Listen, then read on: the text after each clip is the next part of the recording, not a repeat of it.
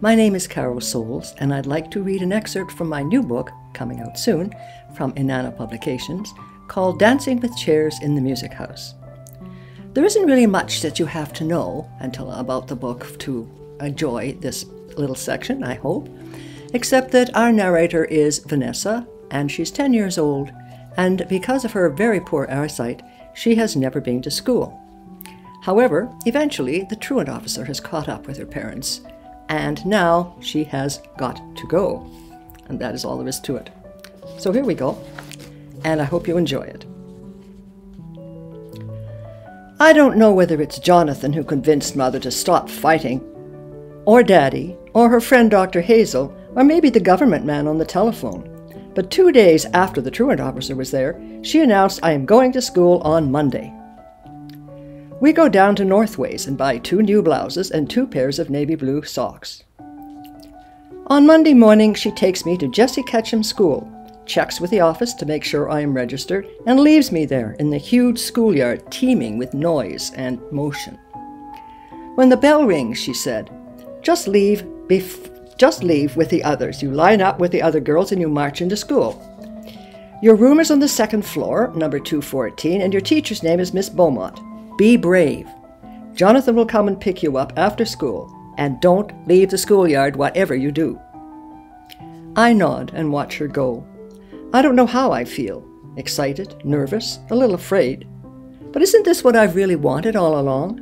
To go to school like Janet, like everyone else?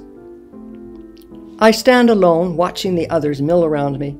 I don't know who to approach, or how to approach them, or what to say, or who might be in my class. No one else is wearing a tunic like me. The children are all sizes, some of them really, really big. Grade 8s, I guess. They make a great deal of noise, yelling at each other. Some boys are fighting on the ground, screaming and kicking. One has white hair. A small woman in a black cardigan marches over to them, leans over and says something I can't hear. Their fists slow down and they gradually get to their feet, looking very sheepish. They are taller than she is, but they hang their heads. She scowls and reaches to grab hold of the ear of the dark-hole boy and leads him inside, his head twisted on an awkward angle.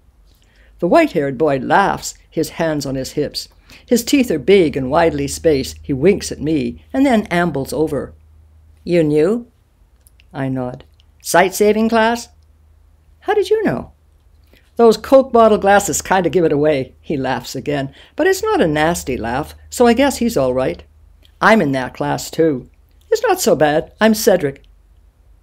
"I'm Vanessa."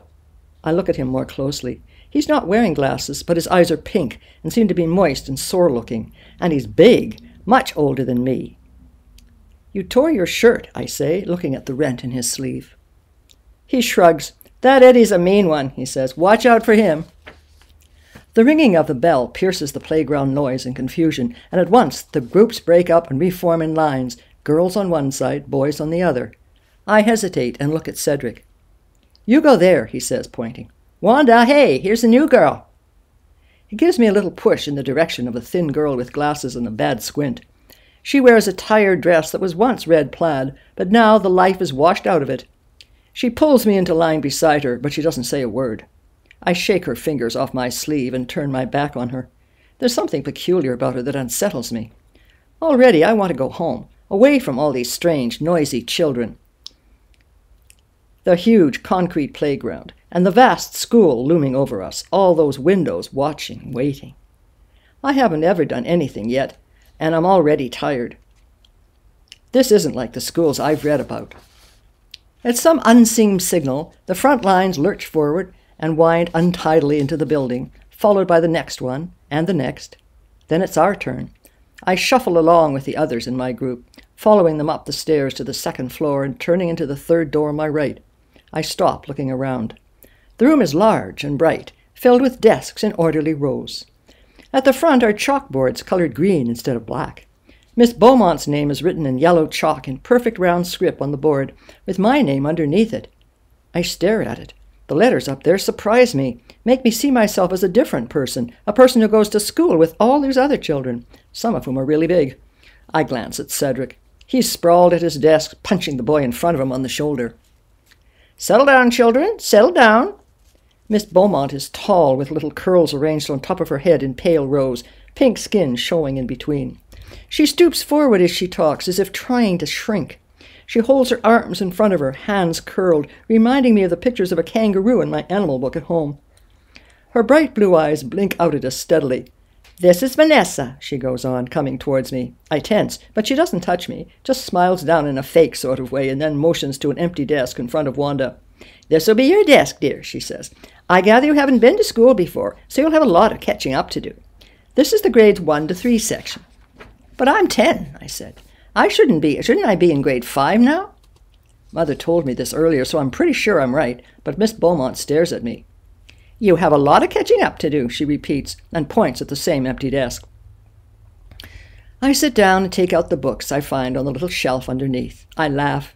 Everything gets quiet. Something funny, dear? I stand up and clear my throat.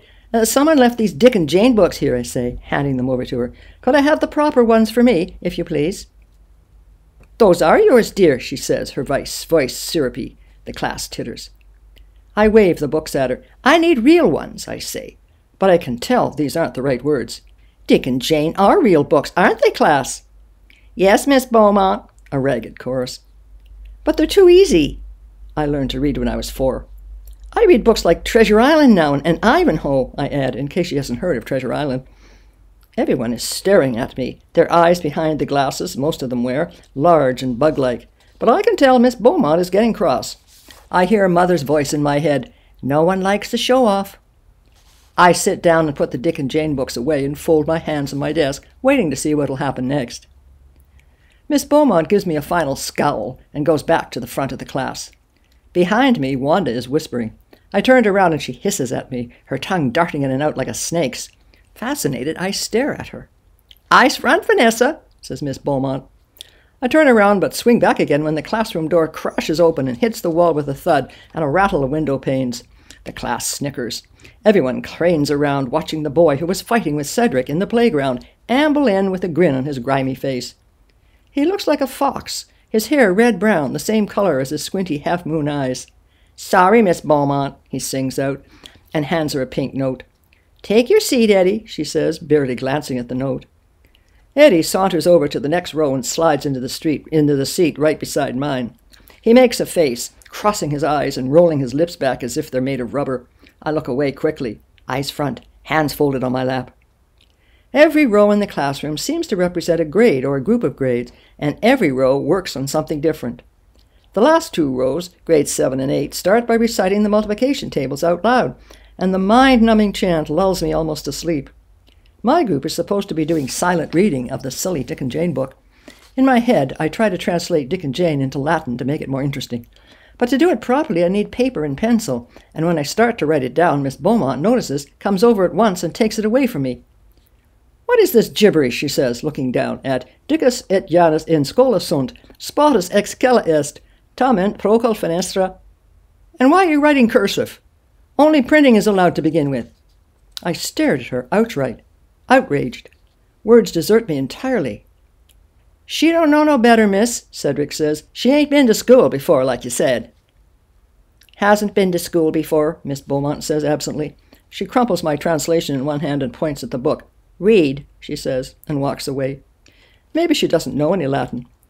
Beside me, Eddie suddenly slumps over his desk. One arm shoots out straight and his head jerks to one side. His whole body starts to shake.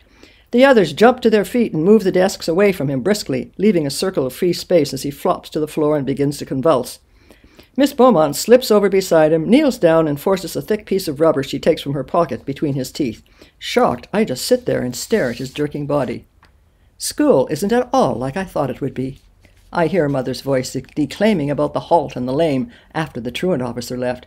How did she know?